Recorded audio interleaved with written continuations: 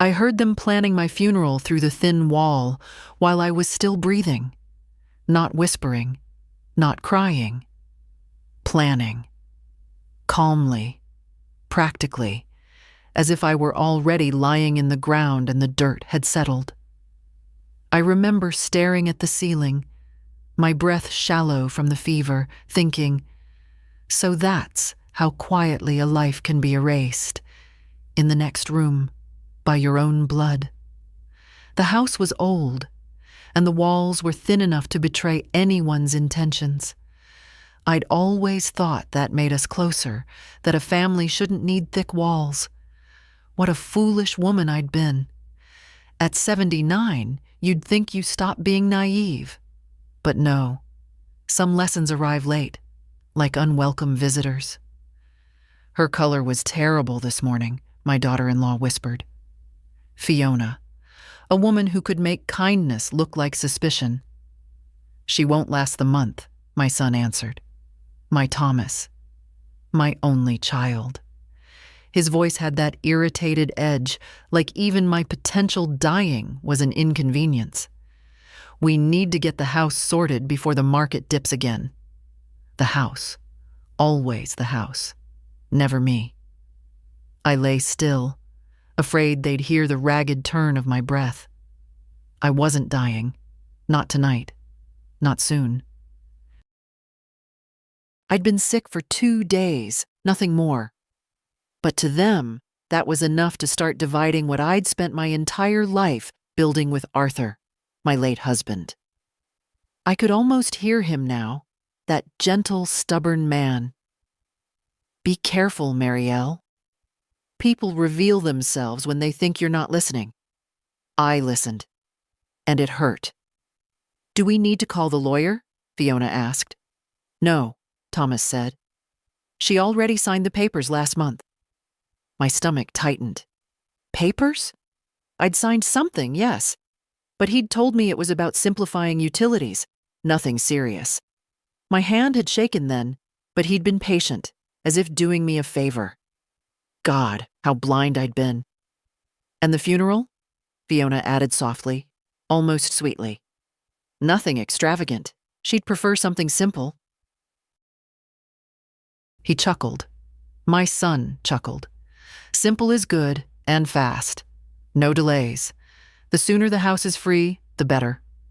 My throat closed, not from fever, but from a truth so sharp it felt like broken glass. I tried to shift in bed, carefully, slowly. My bones felt fragile, as if the years had finally caught up tonight of all nights. My hand reached for the glass of water on my nightstand, but I stopped halfway. I didn't want the sound of it revealing that the dead woman was still alive. They moved on to money then, my investments. The bank accounts I'd trusted Thomas to organize. They spoke of them like items on a shopping list. Not once, not even once, did they say my name with softness or worry, only impatience. If she gets worse, call Dr. Myers, Fiona said. She won't need him, Thomas replied. And silence settled, heavy and final as soil. I laid there long after their voices faded, staring into the dark. My fever was easing, strangely enough. Maybe anger burns hotter than illness. I felt something inside me shift, lift, straighten. Not revenge, not hysteria. Something simpler, older. Dignity waking up after a long sleep. I was still here, still breathing. And I would not leave quietly. I moved my legs off the bed, forcing my feet onto the cold wooden floor. For a moment the room tilted, but I held on to the dresser. My reflection in the mirror looked older than yesterday, but sharper too, alive in a way that frightened even me. They think I'm dying, I whispered to the woman in the glass. She did not look like someone who would give them what they wanted. I reached for my robe, steadying my breath. If Thomas believed I'd signed away my house, my life, then tomorrow I would find out exactly what he'd tried to take from me. But tonight, Tonight I simply stood there in the quiet, feeling the weight of betrayal settle into something colder, steadier. Resolve. The dead woman was walking again. By morning, the fever had loosened its grip, but the bitterness in my chest had only settled deeper. Sleep had come in scraps, a drift, a jolt, a memory of their voices behind the wall. I lay awake at dawn, listening to the radiator hiss, feeling the old ache in my knees return like an unwelcome guest. Age is funny. The body weakens, but the heart can still sharpen like a blade when pushed. I sat up slowly, my hands trembling slightly, not from illness, but from something heavier. The realization that the last few months hadn't been confusion or coincidence. They had been a pattern, a careful one. And I had walked right into it. I remember the first sign. It was such a small thing. Fiona offering to handle my shopping cart because she said the chip was failing. She smiled so warmly that day. A practiced smile, I see that now. She said she'd bring receipts, but somehow she never did. I told myself not to fuss, not to be suspicious. Suspicion felt unmotherly. Then Thomas suggested simplifying my finances, calling it streamlining. He sat at my kitchen table, spreading out papers as if he were guiding a child through her homework. Just sign here, Mom. You're making it too hard on yourself. I remember asking him twice, is this about the house? And twice he said no. The lie had slid out so easily I hadn't even seen it. I rubbed my temples now, feeling foolish and oddly steady at the same time. It's painful when you realize the trap was built slowly, kindly, with soft words and gentle hands. A long con, disguised as help. But the body understands when love has gone stale, long before the mind dares to name it. I swung my legs over the side of the bed again, feeling how fragile I was. My bones felt like they might splinter under a wrong thought. That weakness used to frighten me. Now it made me careful, deliberate. You don't need strength to stand up for yourself at 79. You need clarity. I looked around my bedroom, the one place still untouched by their intrusions. My husband's old sweater draped over the chair, his toolbox under the bed, though I hadn't opened it since he died. Dusty photographs on the dresser. Every corner held something honest. My son, on the other hand, seemed to prefer things stripped bare, simplified, including me. There was a time he'd come here after work just to sit beside me and drink tea. A time he'd hug me without hesitation. A time he wasn't ashamed to say, "This is my mother." Years before Fiona taught him the language of convenience. I reached for my slippers and climbed to my feet. My legs complained, but they held. That's all I needed from them today. In the kitchen, the light was pale and cold. I turned on the kettle and stood by the window while it heated. My garden looked tired. Winter always made it look older, like me. But beneath all that gray and brown, the roots were still alive. Waiting. Preparing. That's what I felt like now. A quiet root waking under frozen soil. As I poured the tea, I thought of the documents Thomas had mentioned. Papers I had signed with trust. The way a mother signs a permission slip for a child going on a school trip. But I wasn't signing for a child. I was signing away pieces of myself. I remembered the day he'd insisted I give him a house key. He said he wanted to check on me, make sure I wasn't falling or forgetting things. I'd believed him. I didn't want to think the worst of him. I still don't. But the truth doesn't require my permission to exist.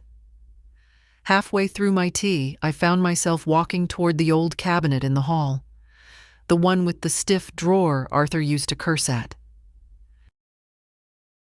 I pulled it open and began digging through the folders. Tax returns, insurance papers, medical forms, all the usual clutter of a long life. And then I found the folder I didn't recognize.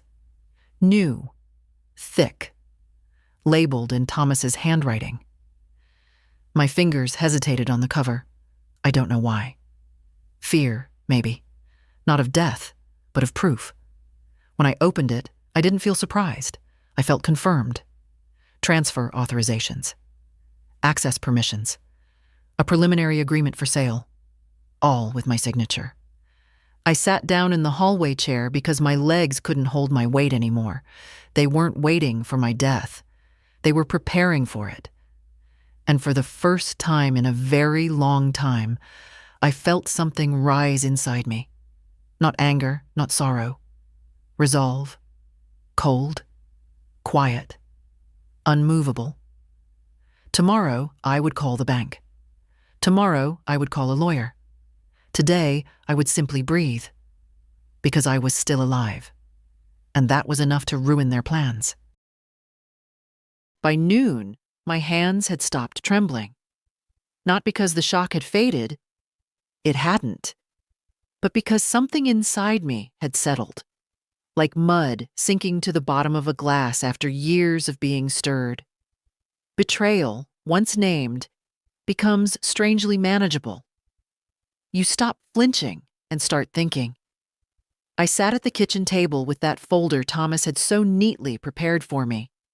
My death, organized with office supplies. The papers were spread in front of me like a map of how I'd been handled, guided, pushed. Every signature of mine looked unfamiliar, like it belonged to someone tired, someone who trusted too easily, someone who didn't believe her own child would ever deceive her. I closed the folder. I didn't need to stare at my own mistakes any longer. The first real step was simple. Stand up. My legs protested, but I rose anyway. I wrapped my scarf around my neck, an old woolen thing I'd knitted decades ago, and walked to the door. I didn't bother telling Thomas or Fiona that I was leaving. I didn't owe them explanations. If anything, they owed me years of them. Outside, the air was sharp, biting at my cheeks. I hadn't felt cold like that in a long time. It woke me. That was good. I needed clarity today. The bank was a 15-minute walk, 15 minutes that used to feel short when Arthur was alive and long ever since. But today, the distance felt like a boundary. Every step away from the house made me feel less like prey and more like the woman I used to be. The one Arthur trusted to handle bills and decisions. The one who ran our little carpentry business books for 20 years. I wasn't always this helpless thing they sculpted me into. Inside the bank, warm air and the smell of printer ink greeted me. A young clerk looked up, surprised, as if old women only came here accompanied. "Good afternoon, ma'am. How can I help you?" "I need to review all accounts associated with my name," I said. "All automatic transactions. All authorizations. Everything." She blinked at the firmness in my voice. People my age aren't expected to have firmness. We went through the security steps, and then she began clicking through the accounts. With every screen she opened, her eyebrows climbed a little higher. "Mrs. Hunt, there are several recurring transfers here, large ones, and a standing authorization under someone named." "My son," I finished. She nodded slowly. "Would you like to suspend these?" "No," I said. "I'd like to cancel every single one. Permanently." For a second, the girl stared at me with something that looked like respect. Then she began typing. I watched each item turn red on her screen. Disabled, revoked, terminated. With each click, my chest felt lighter. "Is there anything else, Mrs. Hunt?" she asked. "Yes. I need to remove my son from any form of financial access. Effective, immediately. She hesitated. Are you sure? I met her eyes. I know exactly what I'm doing. When she finished the paperwork, she handed me a pen. My signature looked a little stronger this time. Walking out of the bank, I felt something I hadn't felt in years. Control. The sun was already dipping low, painting the buildings gold. I stopped on the sidewalk, breathing it in. Next step, a lawyer. Arthur had always handled the legal side of things, but after he died, I kept one name in my address book. A quiet man named Harold Fincher. He'd helped with Arthur's will. Fair, patient, kind in a way that didn't feel patronizing.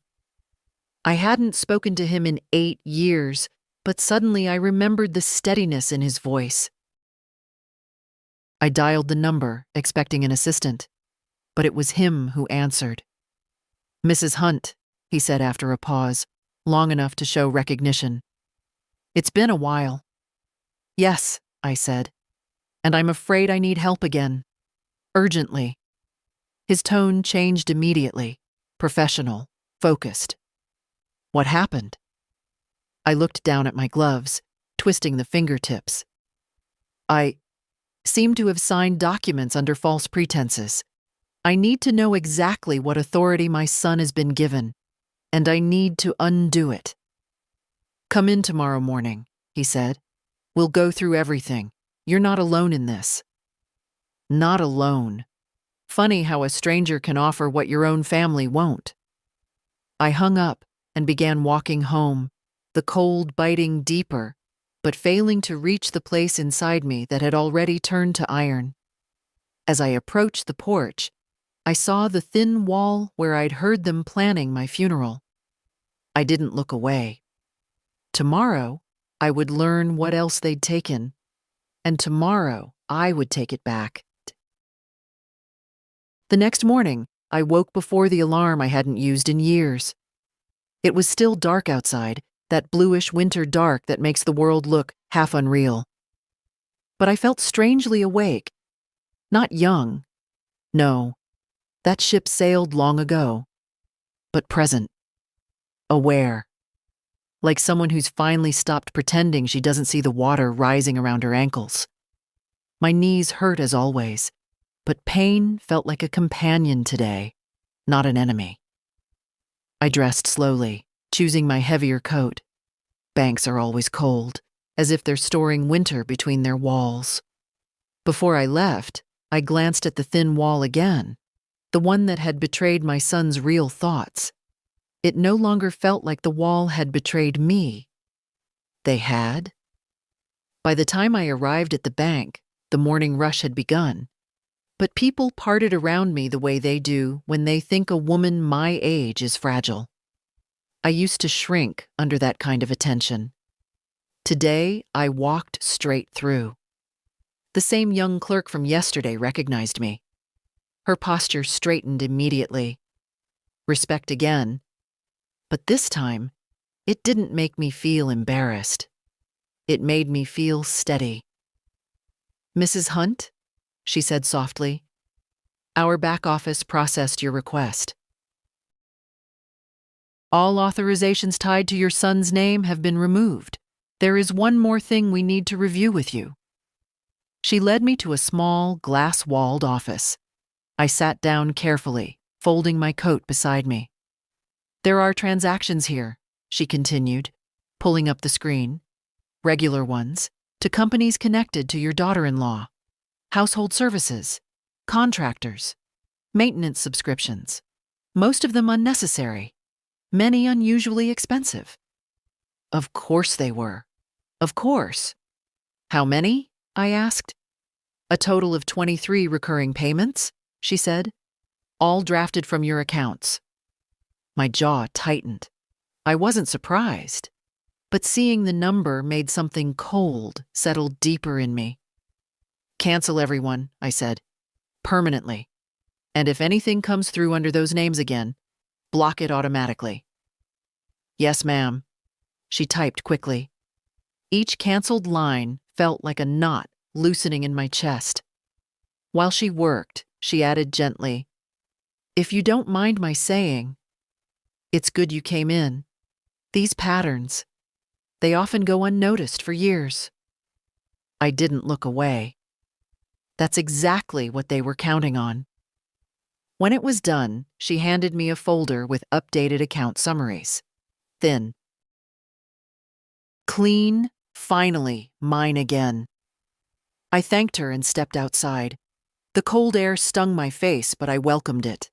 I needed that sharpness, a reminder to stay awake. On the way home, I stopped by the small grocery store.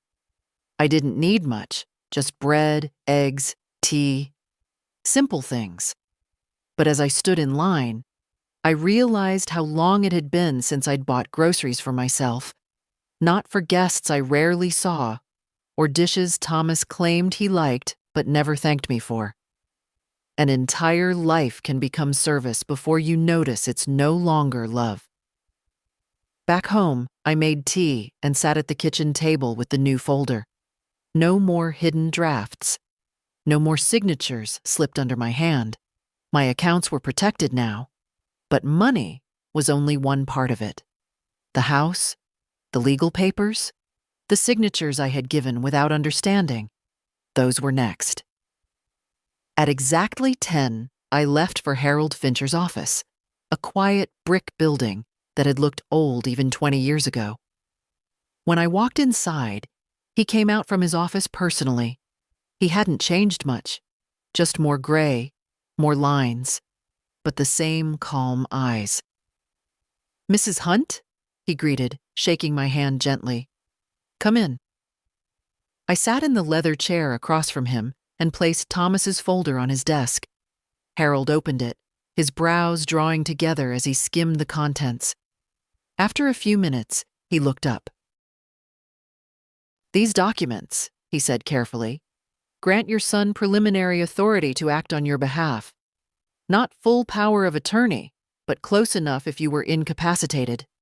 The property, yes, here. This is a preparatory agreement for sale. Not binding, yet. But if you hadn't come today..." He didn't finish. He didn't need to. My palms felt cold, but my voice stayed steady. "Can I revoke everything? Today?" "Yes," he said, "and I will help you do it." We spent the next hour going through each document. Revocations, protections, restrictions, safeguards. He explained what every paper meant, slowly, respectfully, something my own son hadn't bothered to do. By the time we finished, my hand ached from signing. But these signatures were different. These were mine, chosen freely. Before I left, Harold folded his hands and said quietly, "You're doing the right thing. People don't always change for the better as they age, but neither do you have to accept being treated as less than a person." I nodded, because I finally believed that. When I stepped outside, the sun had come out, faint and winter weak, but still light. I stood there for a moment, breathing. Today, I had taken back my money. Tomorrow, I would take back my future.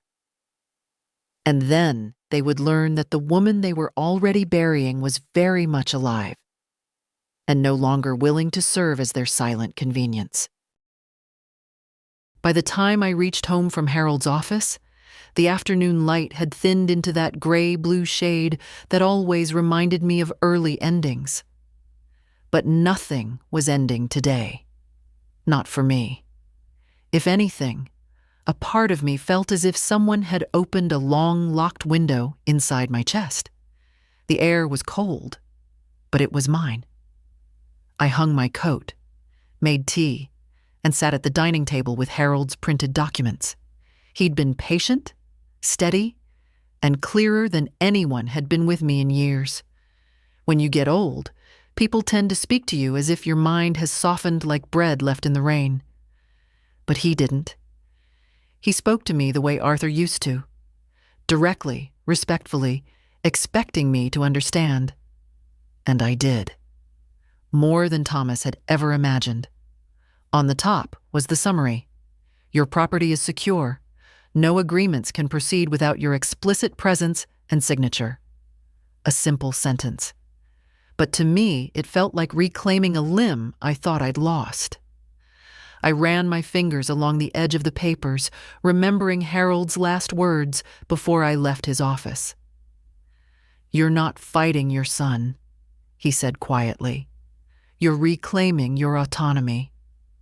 Autonomy. I'd forgotten I ever had such a thing. The kettle clicked off, pulling me back. As I poured the tea, memories rose like dust from old corners. It had started after Arthur died.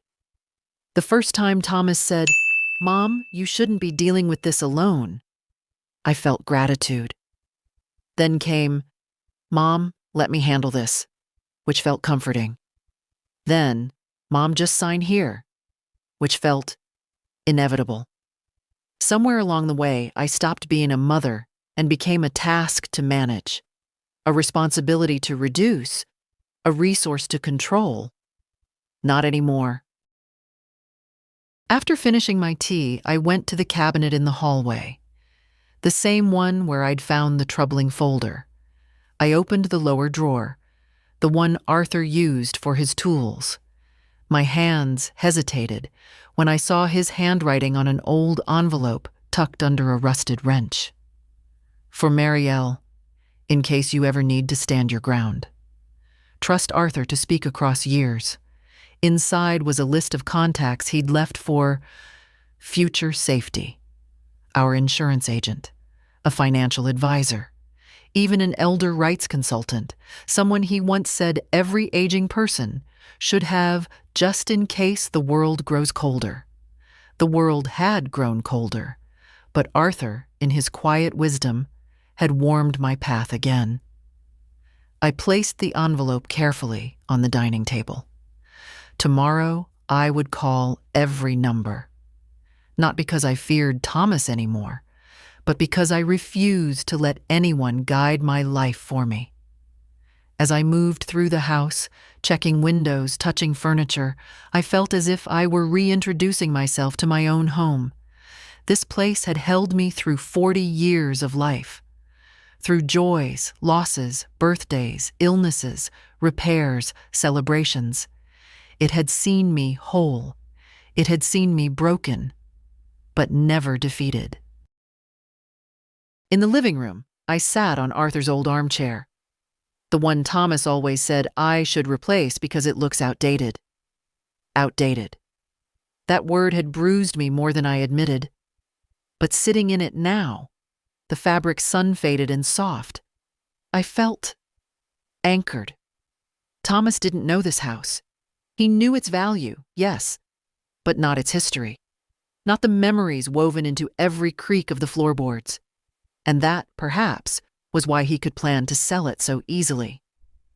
I closed my eyes and breathed deeply. Tomorrow, I would secure the trust. Tomorrow, I would put every safeguard in place.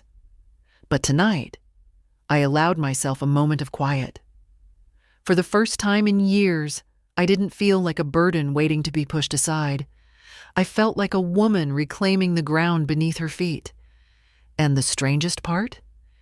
It didn't feel like rebellion. It felt like coming home. The next morning began with an unusual kind of silence.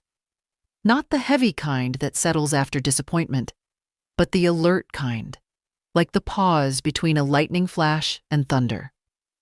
I knew the storm would come. People who rely on your weakness don't stay quiet once they sense you've slipped out of their grasp. It didn't take long. At 9:17 a.m., my phone rang. Thomas. I let it ring until it stopped. At 9:19, again. Then 9:22. Then 9:27 with a text. "Mom, something's wrong with the accounts. Call me. Now." I sat at the kitchen table stirring my tea. It tasted different today. Calmer, maybe because I wasn't swallowing it with resentment or fear. I let the phone vibrate on the table like a wasp trapped under glass. He'd find out everything soon enough. The cancellations, the revoked authorizations, the freeze on transfers, the limits set only under my signature now. At 9:35, Fiona called. Her ringtone had always grated on me. A high, chiming thing she'd set herself when she helped me organize the phone. This time, I muted it without hesitation. Then came her message, sharp and clipped. Marielle, the mortgage payment bounced. What did you do? We need to resolve this immediately. Call me. Mortgage payment. My mortgage had been paid off 26 years ago. What they were paying was their mortgage, the large, stylish house they insisted they needed to accommodate future family gatherings. Family gatherings I wasn't invited to anymore. I disabled notifications for both of them. By 10:00, the calls had become frantic. The polite concern had evaporated. Now there was urgency, almost accusation. I wasn't afraid, but I could feel my heartbeat in my hands, pulsing steadily. Not from panic, but from the undeniable truth that I was doing something my son never expected. Choosing myself. Around noon, the house fell quiet. My phone stopped its shaking. Even the street outside felt still. I thought perhaps they'd given up for the day, but people don't give up on things they think they own. At 12:40, a car door slammed outside. Not just closed, slammed. I recognized Thomas's stride on the walkway. Heavy, fast, irritated. The sound of a man who thought he was arriving to fix a mistake. I didn't stand. I didn't rush. I let him ring the bell. Mom! His voice was sharp through the door. Open up. We need to talk. Right now. I walked to the hallway slowly, letting each step steady me. When I opened the door, Thomas looked rattled, truly rattled. His hair was uncombed, and the phone in his hand was lit with alerts. Why aren't you answering? He demanded. Because I didn't want to, I said simply. He stared, taken aback, as if it had never occurred to him that I was allowed to refuse. There's an issue with the bank, he said quickly, stepping inside without waiting for permission. All the payments you set up, the ones we agreed on, they're bounced or canceled. Mom, what did you sign? Who did you talk to? I closed the door gently behind him. I talked to my bank. And? His voice cracked on the edge of anger and fear. And I canceled every financial authorization you had. For a moment, he didn't breathe. Then, you what? I didn't flinch. I took back control of my accounts. His face darkened, the way it used to when he was a child caught lying about something small, a broken window, a stolen coin. Except this time the stakes were bigger. His voice rose. You can't just do that. We have expenses, commitments. I told you I'd manage things for you. No, I said quietly. You manage things for yourself. He opened his mouth, ready to spit out another justification, but I lifted my hand. It surprised him into silence. Thomas, I said, you've been using my money to fund your life, not mine. That's not fair. It's true. His jaw clenched. I could see the panic behind the anger, the sudden realization that the quiet old woman he depended on financially had stopped being convenient. You should have told me, he muttered. I shouldn't have had to, I replied. He looked around the house then, not in nostalgia, but calculation. I saw it clearly, maybe for the first time. The walls, the furniture, every corner of this place. He didn't see my life in them. He saw assets, numbers, a future payout. And now he was realizing it wasn't his. Mom, he said slower, trying gentleness like a borrowed coat that didn't fit. This isn't good for you. You're confused. Fiona thinks, Thomas, I said softly, I heard you planning my funeral through that wall. Silence. The thick, suffocating kind. His mouth fell open, then closed. Color drained from his face. For a moment, he looked like a boy again. A boy who'd been caught not just lying, but being cruel. Mom, that's not... You misunderstood. I didn't, I said. Not a single word. He swallowed hard. He had no excuse ready, no trick this time. I stepped aside. Thomas, I need you to leave. His eyes widened. You're kicking me out. I'm asking you to go, I corrected, before you say something that will make this worse. He hesitated, but only for a breath. Then he stormed out, slamming the door behind him. The house shook. But I didn't. For the first time in years, I didn't. I stood there in the quiet entryway, my hand on the doorframe, feeling my pulse return to its steady, rightful pace. They thought I was dying. They were wrong. I was waking up. After Thomas left, the house felt strangely calm. Not empty. Calm, as if the walls themselves had exhaled. I stood in the hallway for a long moment, letting the silence settle on my shoulders like a shawl. It didn't feel heavy. It felt earned. But calm is fragile. By mid-afternoon, I felt the exhaustion creeping up on me, not from age, but from truth finally being spoken aloud. Confrontations, even quiet ones, take more strength than people realize. I made myself a bowl of soup and sat by the window. The winter light was thin, almost transparent, sliding across the old wooden floor. I traced the grain with my eyes, remembering how Arthur and I had chosen these planks ourselves. We wanted something honest, not shiny, not fashionable. Honest, the kind of wood that ages with you, not against you. As I ate, my phone buzzed, a gentler vibration than the frantic calls earlier. Lily, my granddaughter. The one person in this family who visited because she wanted to, not because she needed something signed. Her message was simple. Grandma, are you home? Can I stop by? I didn't answer with words. I just typed, yes, dear. 15 minutes later, I heard her knock. That soft double tap she'd always used since she was a child.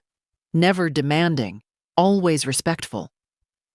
When I opened the door, she stood there with her scarf half askew, her cheeks pink from the cold, and a small grocery bag in her hands. Grandma, she breathed out, relief flooding her face the moment she saw me. I was worried. Dad's been, well, dramatic. I stepped aside, letting her in. Come in, Lily. Take off your coat. You look frozen. She smiled, but it was a sad smile. The kind a young woman shouldn't have to learn yet. Once inside, she set the grocery bag on the counter. I brought tea. Real tea, not those dusty bags you keep in the back of the cabinet. I raised an eyebrow. So now you're inspecting my cabinets? Only the ones that endanger taste buds. Her humor made something inside me loosen. Something clenched since the night I heard my son planning my absence from the world. We sat at the table, and she brewed the tea with that concentrated seriousness young people rarely give to anything anymore. When she finally sat down, she folded her hands and looked at me the way a doctor might look at a patient, except there was love in her eyes, not assessment. Grandma, she said softly, what's going on? Dad wouldn't tell me. He just said you're being difficult. When he uses that word, it usually means he's the one in the wrong. I didn't answer immediately. I watched the steam curl up from my cup, the way it faded, leaving nothing behind. Funny how some things vanish without a trace, and yet the absence remains. Finally, I said, I heard them, Lily. Through the wall, your father and Fiona. They were discussing my funeral. She froze, The color drained from her face. "My God," she whispered. "They didn't. They did." Her hand flew to her mouth, eyes shining with a fury I had never seen in her. It wasn't the loud kind. It was the kind that made me proud. The quiet, steady fire that comes from recognizing injustice, not from theatrics. "How could they?" she murmured. You're here. You're healthy. You're—" She broke off, swallowing. I placed my hand over hers. "People show who they are when they think you're not listening." She squeezed my fingers, her own trembling. "What did you do?" "I protected myself." I told her. Not every detail, but enough. The bank, the canceled authorizations, the lawyer, the house secured. As I spoke, her expression shifted from shock to something fiercer, more determined. "Good," she said finally, with a firmness that surprised even her. "Good. It's about time someone told them no." I studied her face. So much of her mother in her kindness, so much of Arthur in her steady gaze. Not much of Thomas at all, thank God. She lifted her eyes to mine. "Grandma," she said quietly, "just tell me this. Are you safe?" "Yes," I answered, for the first time in a long while. She nodded slowly, as if absorbing the weight of that truth. Then she stood and moved around the kitchen, opening a cabinet, searching. "What are you looking for?" I asked. "A vase," she said. "I brought you flowers, but Dad's surprise visits always make me hide them. He thinks it makes you clingy." I nearly laughed, not because it was funny, but because it was absurd how blind Thomas had become to what matters.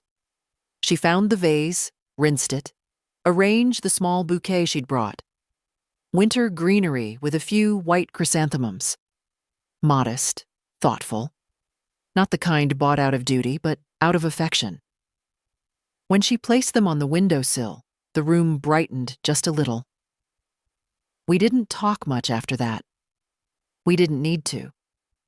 She stayed until evening, until the room turned dark and the streetlights cast long shadows on the floor. When she finally put on her coat, she hugged me. Tightly, the way someone hugs a person they refuse to lose. Before leaving, she said, "If they give you trouble, I'll be here in 10 minutes. I don't care what they think." I cupped her cheek. "You're the one good thing they haven't managed to ruin." Her eyes softened. "They never will." When the door closed behind her, the house didn't feel lonely. It felt protected. For the first time, I wasn't standing alone, and that made all the difference. That evening, after Lily left, I found myself moving around the house the way one moves through a museum of their own life, touching picture frames, adjusting curtains, straightening a stack of old recipe books. Not because anything needed tidying, but because I finally felt present inside these walls again. Not hidden, not cornered. Present. I made myself a light supper, ate half of it, and left the rest. And as I washed my hands, I realized something. The dread that had sat in my stomach for months was gone. Fear had thickened around me for so long that its absence felt like someone had opened a window in a stale room.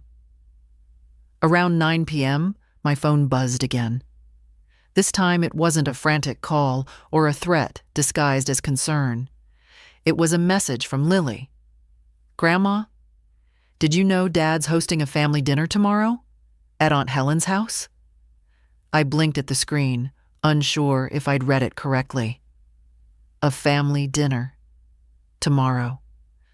No one had said a word to me. Before I could respond, she wrote again. "I overheard him. He said you shouldn't come because you get overwhelmed." I let out a slow breath. Overwhelmed. That was the newest word they'd been using. Not elderly, not fragile, not forgetful. Overwhelmed. A modern, polite way to exclude someone without sounding cruel. My fingers hovered above the screen before I typed. I wasn't invited.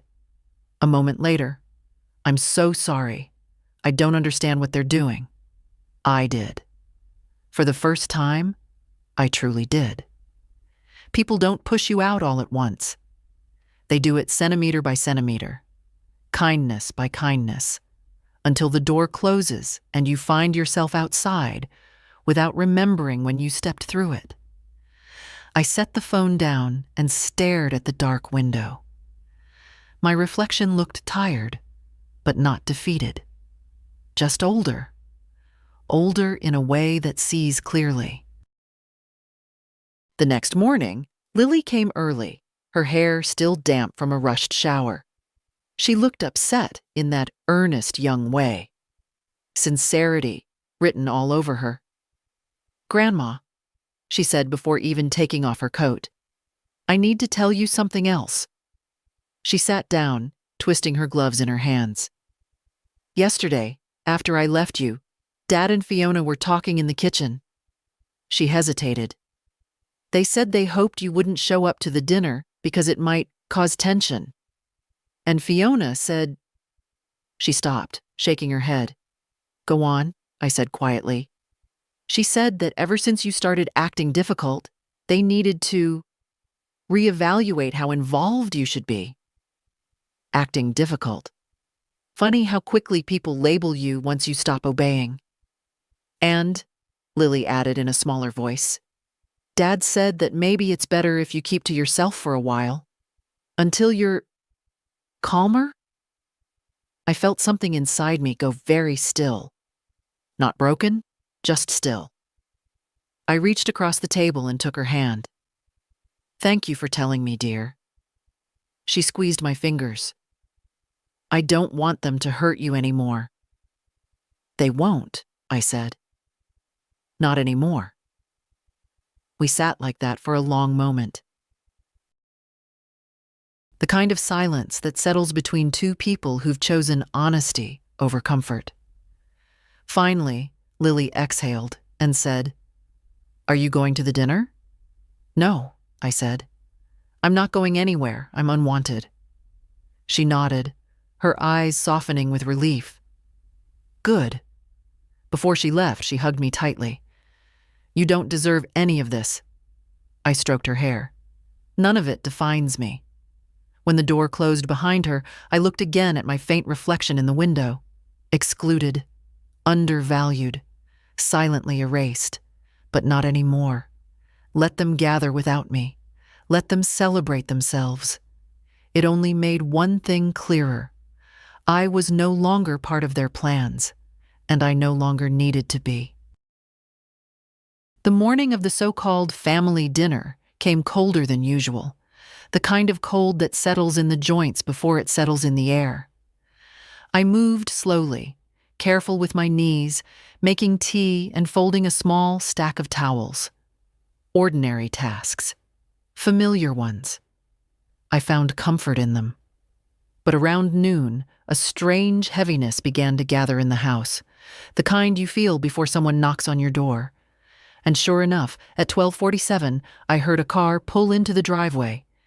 Not Lily's soft steps, not her gentle knock. Fiona. Even through the curtain, I recognized her coat, that expensive beige thing she never stopped bragging about. I didn't rush to the door. I let her ring. Twice. Then a third time. Sharper. Finally, I opened it.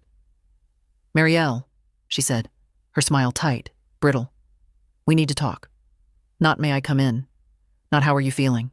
Just entitlement wrapped in politeness." "No," I said calmly. "We don't." Her eyes widened. She wasn't expecting resistance. She never did. She drew in a breath as if preparing to perform concern. "Thomas told me you've been confused lately, and that you've been making rash decisions with your accounts." I met her gaze. "I've been making decisions, yes, not rash ones." She stepped closer, one heel on the threshold. Then let me come in so we can fix this misunderstanding before dinner tonight. I placed my hand on the door, barring her way. There is no misunderstanding, Fiona. Her lips pressed together. She lowered her voice. You're putting us in a very difficult position. The mortgage, the insurance payments, the contractor. That's your position, I said. Not mine. She bristled, a flash of real irritation beneath the act. You know we've been helping you, managing things you can't handle alone. What I know, I answered, is that you and Thomas depended on me far more than I ever depended on you. Her shoulders stiffened. This isn't appropriate. We're family. No, I said softly. We're relatives. Family behaves differently. The words stopped her cold. A thin silence stretched between us. She opened her mouth, closed it again, then finally said, You're making a mistake, Marielle. You're letting Lily put ideas into your head.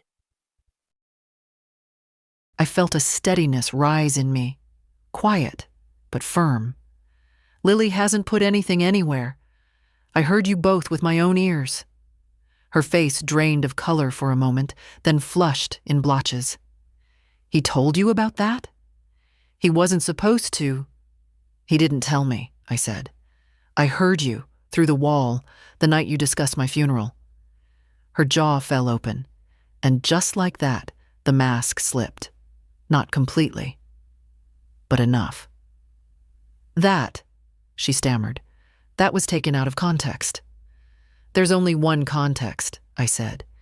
You thought I wouldn't live long enough to hear the truth. She swallowed hard. Her voice shifted, colder now. Thomas is distraught. You're punishing him.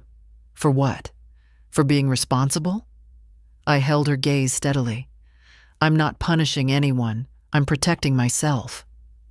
She stared at me, anger simmering beneath her forced composure. Finally, she straightened her coat. If you don't undo what you've done, she said, you're going to make things very uncomfortable for everyone. I let her words settle in the air.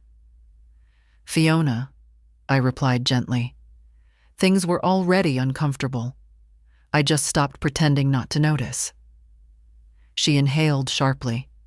Fine. Have it your way.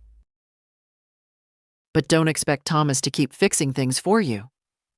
I never asked him to, I said, and I won't start now.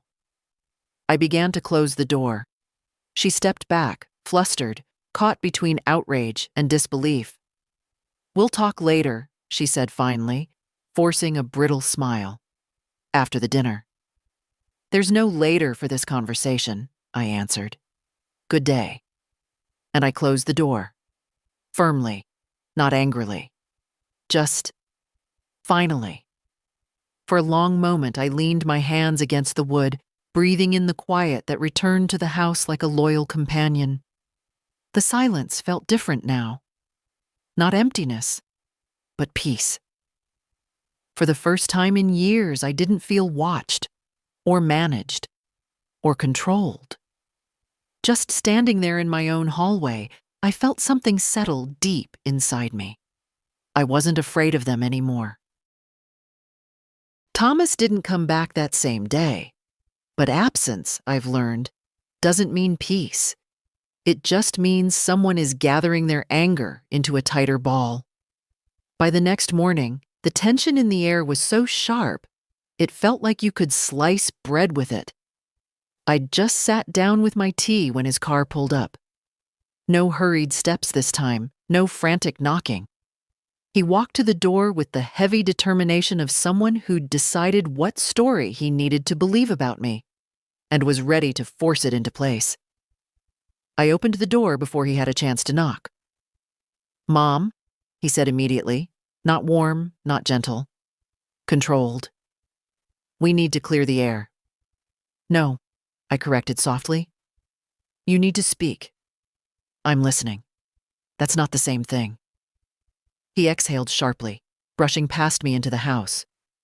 For a moment, I let him. Old habits die loudly. but I didn't follow him to the living room.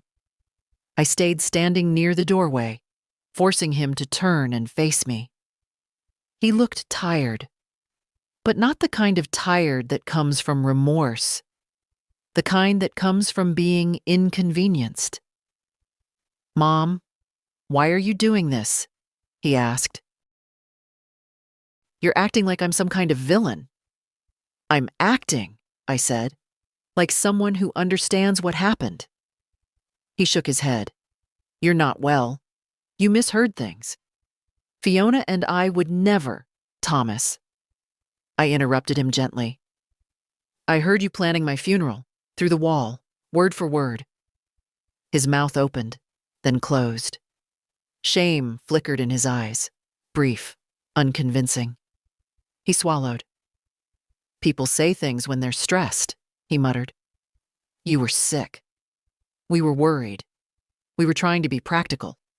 "Practical?" I repeated softly. "Is that what you call dividing my belongings before I was gone?" He winced. "Good. Pain means truth has landed somewhere it didn't want to go." "Mom, this isn't fair," he snapped suddenly. "I've been taking care of everything for you. Bills, paperwork, the house. You were taking care of yourselves," I said. "Not me." He took a step closer. His voice dropped. "Fine. Let's say mistakes were made. But canceling access? Talking to lawyers? Do you have any idea what position you've put us in?" "I'm not responsible for your position," I said. "Just my own." The room went still. He stared at me, searching for the mother he used to manipulate so easily, the one who apologized even when she'd done nothing wrong, the one who signed papers because he said it was easier. But she wasn't here anymore. "Is this because of Lily?" he asked finally, bitterness curling around her name. "She's filling your head with nonsense." I felt something cold settle inside me. "No," I said. "Lily is the only one who hasn't lied to me." He flinched, but anger swallowed the hurt almost instantly. "So that's it? You're choosing her over your own son?" I looked at him for a long moment, really looked at him. Not the man I raised, but the man he chose to become. And the truth was simple, clean, without dramatics. "I'm choosing honesty," I said, "and she's the only one offering it." He stared at me, stunned. Not because the words were cruel, but because they were true. And truth, when spoken without apology, becomes its own kind of force. His voice cracked then, sharp and defensive. "You're making a mistake, Mom. You're pushing us away." "No," I said quietly. "You pushed first. I just finally stepped out of the way." For a moment, he looked like he might yell, or cry, or both. But instead, he turned toward the door. "This isn't over," he said. "You can't manage on your own. You'll realize that soon enough." I opened the door for him. "I've realized something else instead," I said. "You only come when you need something." He stopped in the doorway, shoulders tight. "That's not true." "Then tell me," I said, my voice soft but steady. "One day, just one, when you came because you wanted to see me. Not my checkbook, not my signature. Me." Silence. He had no answer. Finally, he walked out. Not fast, not angry, just defeated in a way he didn't want to name. I closed the door carefully behind him. My hands were steady. My breathing was steady. And for the first time in many years, my heart was steady too. Not because the hurt was gone, because the truth had finally taken its rightful place. He didn't stay gone for long. Men like Thomas never do. When a door closes on them, they circle back, convinced that pressure is the same thing as love. By evening, the sky had dimmed into that dull winter violet, and I'd finally settled into my armchair with a blanket across my lap when the phone rang again. Not a call this time. A message. We need to talk. Tonight. I'm coming. Not a question. Not a request. A declaration. The tone of someone who still believed this house answered to him. I set the phone aside. I didn't tell him yes. I didn't tell him no. But at 7:11 p.m., I heard the gravel shift under his tires. No hesitation this time. He marched straight to the door and knocked hard, 3 times, the sound rattling the glass. I opened it without a word. He walked in before I stepped aside. The air around him carried that smell of cold anger, metallic, sharp. Mom, he started, pacing already. This has gone far enough. I closed the door, leaning on it for support, though not from fear. My body tires faster now. That's all. Thomas stopped in the middle of the living room. His jaw was tight, his eyes restless. Like a man who had already rehearsed the speech he wanted to give and only needed me standing still for it. You can't do this, he said. You can't just cut us off financially. We have responsibilities. Your decisions affect more than just you. My decisions, I answered, affect me. That's who they belong to. He laughed, a short, bitter sound. You're being manipulated. Lily has filled your head with ideas. She doesn't know anything about obligations, about— Stop, I said softly. He froze. Not because my voice was loud, but because it wasn't. I took a slow step toward him. You keep blaming Lily because you don't want to face what you did. I didn't do anything, he snapped. You're blowing everything out of proportion. I studied him for a long moment. The crease between his brows, the way he couldn't quite meet my eye. And then I said the sentence I'd held in my chest for days. I heard you planning my death. He flinched as if struck. You don't understand what that conversation was. I understood exactly what it was, I said. You were preparing for a life where I wasn't here. That's not fair. It's honest, I said, which is more than you've been with me. He pressed his palms to his forehead and began pacing again. If you undo all this, we can fix things. But right now, you're putting us in a terrible position. Fiona is furious. We're behind on bills. This was all set up. Without my knowledge, I reminded him. Without my consent. His shoulders tensed. He turned sharply toward me. You owe us some support, he said. Not shouted. Worse, stated as if it were fact. Oh, I repeated, the word tasting sour. For what? For years we've helped you. You helped yourselves. My voice remained soft, but the air around us shifted. Every month you took money. Every year you asked for more.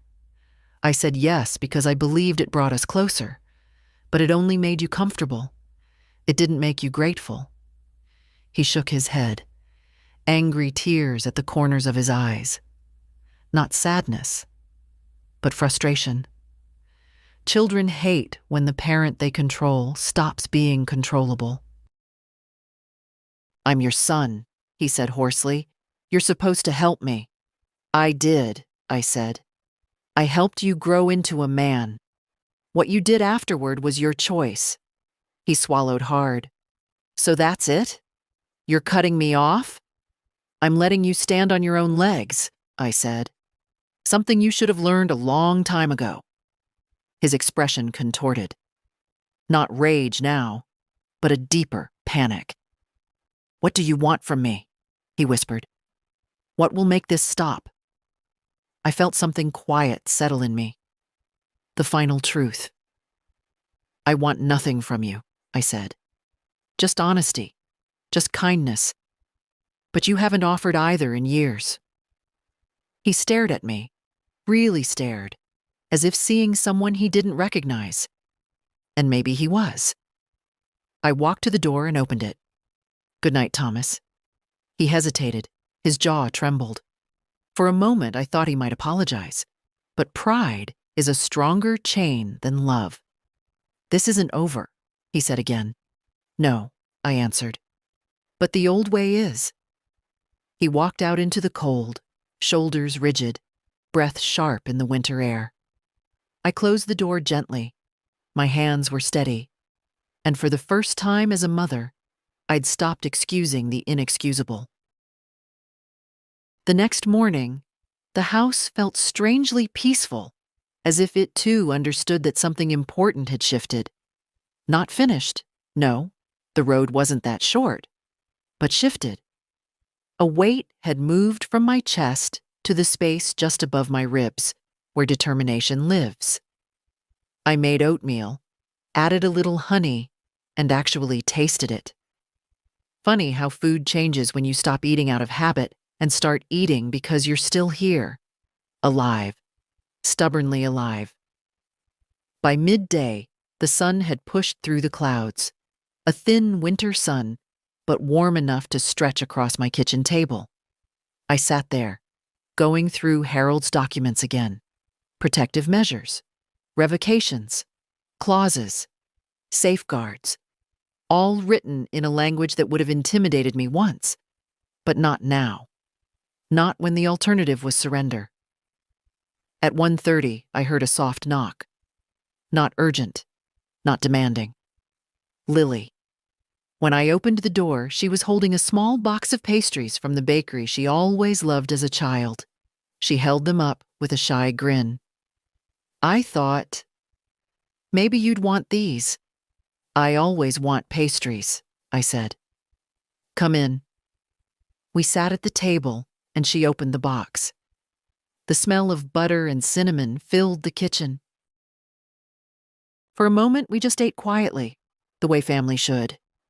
After a while, she wiped her fingers and said softly, "Grandma, Dad's been calling everyone. He's saying you're being manipulated, that you're unstable, that you're not thinking clearly." I nodded, unsurprised. A person who loses control always claims the other is unreasonable.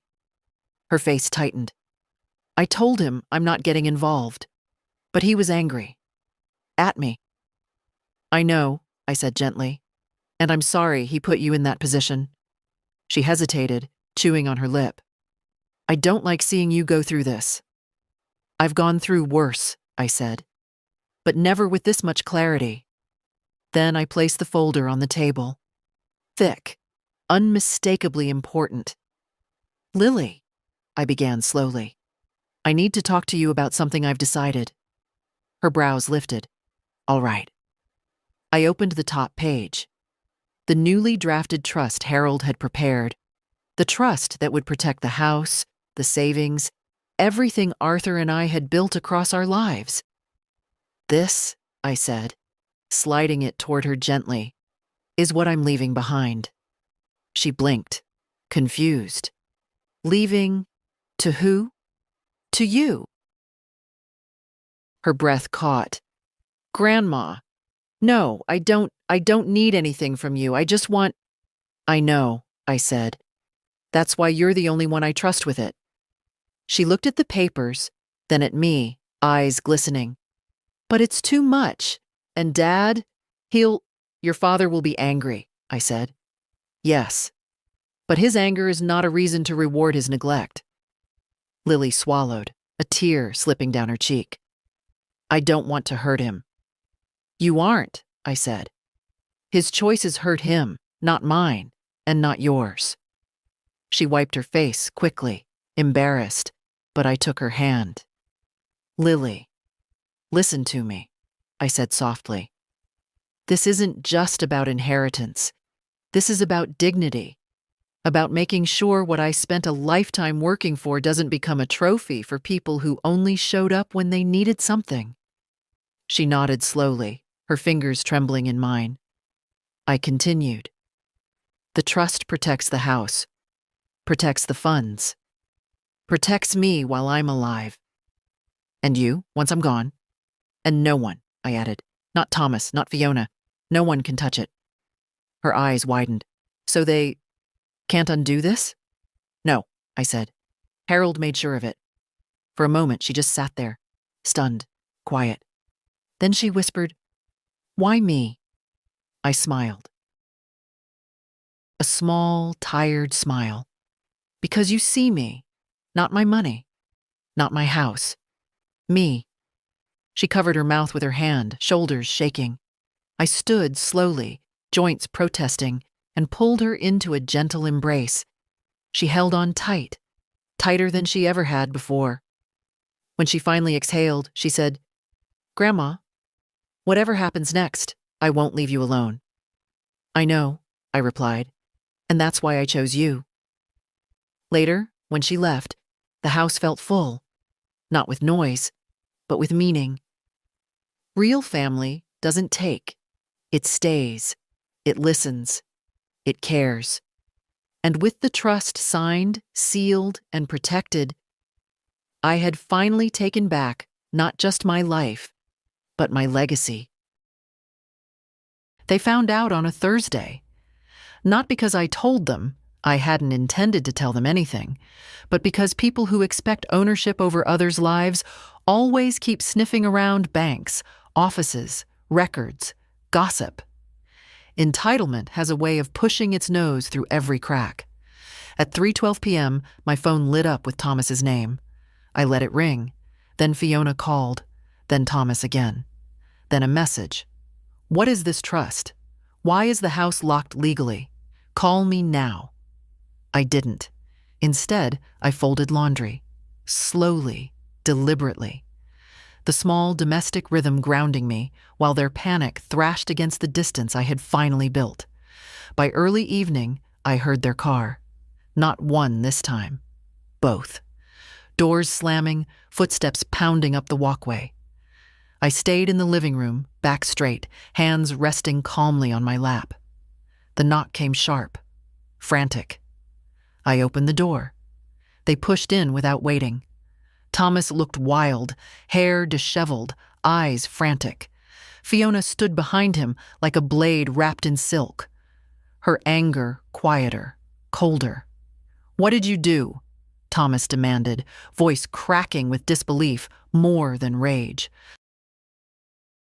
"Mom, what on earth did you sign?" I felt a strange stillness inside me, the kind that comes after you've accepted the truth about someone and stopped expecting kindness. "I protected myself," I said. "You locked us out of everything," Fiona snapped, stepping forward. "The accounts, the property, even future decisions. What kind of lawyer would let you do this?" "A competent one," I said gently. Thomas ran a hand through his hair. "This is insane. That trust, it gives Lily control, not us. Lily. She's a child. She's 25, I corrected. Old enough to know the difference between love and convenience." They both froze, because the accusation stood naked in the air, and neither of them could deny it. Thomas's face flushed. "So you're just cutting us off? After everything we've done for you?" "Tell me," I said, keeping my voice soft. "What exactly have you done for me in these last years?" Silence. Not the thoughtful kind, the guilty kind. Fiona stepped forward, recovering her composure first. "This trust can be contested. You're vulnerable. You were pressured." I almost laughed, not unkindly, but with the weary knowledge of someone who has finally stopped being underestimated. "My lawyer explained the protections," I said. "It cannot be challenged. Not by you. Not by anyone." Thomas shook his head violently. "You choose her over your own son? Over your family?" "You chose money over your mother," I replied. And I finally listened. His mouth opened, closed, opened again, like he was searching for the right apology but kept choking on pride instead. "You're going to regret this," he whispered. Not a threat. A wounded prophecy. "No," I said. "I regret the years I believed you needed me, when all you needed was my silence." Fiona exhaled sharply, her composure cracking. So what now? We're just cut out? You removed yourselves, I said, when you began planning a life without me in it. Thomas's eyes flickered. Shame, disbelief, a hurt he didn't expect to feel. I never meant to lose you, he said, voice suddenly small. I nodded. But intention doesn't erase harm. And silence doesn't erase truth. For the first time since all this began, I saw it. The realization dawning in him that something precious had slipped through his fingers, something he thought was permanent, immovable, guaranteed by blood. He stepped back, breathing unevenly. Fiona touched his arm, guiding him toward the door. Before he left, he turned to me one last time. Is there anything I can do? He asked, but not kindly, desperately. Yes, I said. You can choose to be better, but I can no longer wait for that. His shoulders sagged. He nodded once, barely visible, and walked out. The house felt warm when I closed the door, not triumphant, not victorious, just honest. For the first time in years, I wasn't afraid of losing my family, because I finally understood. A family that must be protected from your boundaries is not a family you truly have. The day after their visit, the house felt strangely lighter. Not happier. No, happiness isn't something that returns overnight, but unburdened. Like a room where a heavy piece of furniture has finally been carried out, leaving space you didn't realize you needed. For the first time in weeks, I woke without dread tightening my chest. I made toast, drank my tea while it was still warm, and opened the curtains to let in the pale winter sun. The world outside looked exactly the same as it had before, yet I saw it differently. Perhaps that's what reclaiming your life feels like. Familiar things become honest again. I spent the morning walking through the house, not out of worry, but out of care. The radiator in the hallway needed bleeding. Arthur used to do it. But I managed slowly, with the little wrench he left behind. In the closet, I found an old quilt I'd meant to repair years ago. I spread it out on the dining table, running my hands over the stitching. Uneven, but warm. Made in a different life, when nights were filled with small comforts and not calculations about who might take advantage of me. I sewed for a while, my hands remembering the motions even if they moved slower now. Thread in, pull through, tighten. A simple, steady rhythm. The rhythm of someone who still has time. Around noon, I stepped outside into the crisp air. My garden lay dormant under frost, but the bones of it were still there. The hydrangeas Arthur planted, the stubborn lavender that refused to die, the row of stones Lily and I set together when she was 10. I took my pruning shears and trimmed a few brittle stems, not because it would change much in winter, but because tending to living things, even sleeping ones, reminds you that you, too, are still living. Inside again, I began sorting through drawers that hadn't been opened in years, not to prepare for anything, but to reclaim the space from the shadow of their plans. Old letters, birthday cards, photographs of vacations we could barely afford, but took anyway because life was short and love was longer then. I found Arthur's old compass, the one he carried on every hike. It didn't point north anymore, but holding it steadied me. He used to say, "A compass is only useful if you're honest about where you're standing." For the first time in a long while, I was. Later, I cooked myself a modest dinner, potatoes, a little chicken, a side of greens. No one to impress, no one to feed except myself. I ate every bite slowly, tasting things instead of swallowing them to get through the day. When I washed the dishes afterward, the warm water on my hands felt grounding, almost comforting. The evening came gently. I turned on the small lamp in the living room, the one with the yellow shade that makes the whole area feel softer. I sat in Arthur's old chair, wrapped in the half-mended quilt, and breathed in the quiet. Not loneliness, not fear, just quiet. I thought about the past weeks, the shock, the betrayal, the cold realization of what my own son had become. And yet, as I sat there in the soft light, I didn't feel broken. I didn't feel defeated. I felt something else entirely. I felt like a woman who had survived a storm by refusing to lie down in its path. A woman who had stood up when everyone expected her to fold. A woman who had learned, painfully and finally, that dignity is not given by others. It's reclaimed from their neglect. Before going to bed, I walked through the house one last time, turning off lights, checking locks, a small ritual of safety, a ritual of belonging. When I reached my bedroom, I paused at the doorway and whispered, almost to Arthur, almost to myself, "I'm still here, and I'm still mine." Then I turned down the covers, lay my quilt across the foot of the bed, and let sleep come naturally, without fear hovering beside it. For the first time in a very long time, it came gently. In the days that followed, life didn't suddenly become sweet or simple. I still woke with aches in my hips, still moved slowly in the mornings, still paused on the stairs to steady myself. Age doesn't step aside just because dignity has returned. But something inside me shifted, quietly, firmly, irrevocably. One afternoon, a soft wind swept through the neighborhood, the kind that comes just before spring but still carries winter's breath. I put on my coat and stepped outside.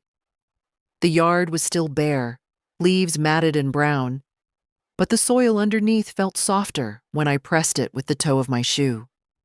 A good sign. A reminder that seasons change whether we prepare for them or not.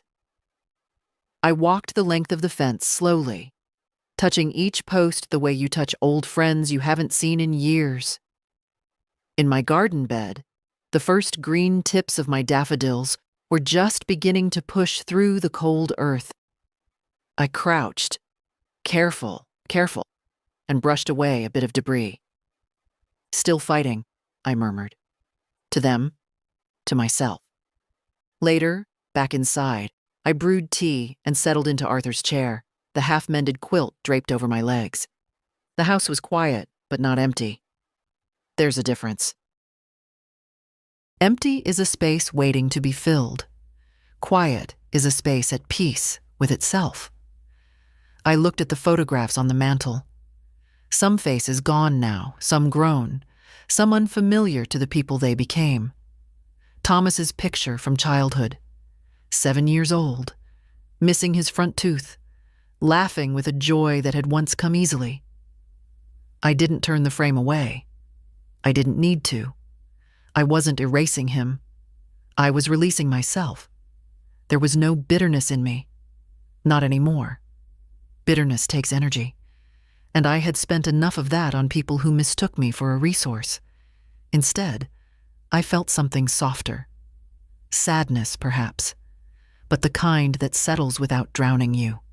A sadness with room to breathe. As the daylight thinned, I heard footsteps on the walkway, light ones. Then that familiar double tap on the door. Lily. When I opened it, she stood there with a small potted herb. Rosemary. "For your kitchen," she said. "It's supposed to bring strength and clarity." I smiled. I think I'm finally learning that on my own. She stayed for tea, and we talked, not about Thomas, not about legal documents or betrayals, but about her job, her classes, the book she was reading, She laughed easily, the way young people should, and I listened, the way older people learn to, with gratitude for every sound that reminds them life still moves. Before she left, she hugged me tight. "You seem lighter," she whispered. "I am," I said. I stopped carrying other people's choices. When the door clicked shut behind her, the house felt warm again, not because of the heater, but because someone had visited with love, not expectation. That night, before bed, I stepped out onto the porch. The air was cold, but the moon was full and bright, laying a silver path across my yard. I stood there for a long time, breathing slowly, deeply, letting the past settle in its proper place. Behind me, not inside me. "They planned my funeral," I said softly into the night. But I stayed alive. And that was enough. Not loud, not angry, just true. And in that truth I felt something I didn't expect at 79 years old. A beginning. A quiet one, but real. A life no longer shaped by fear or guilt or inherited expectations, but by choice. My choice. I turned back toward the house, switched off the porch light, and whispered a small, steady promise to myself. I'm still here, and I will live whatever time I have left with my head high. Then I closed the door gently, the way you close a book you finally understand. And if stories like this speak to your heart, stay with me.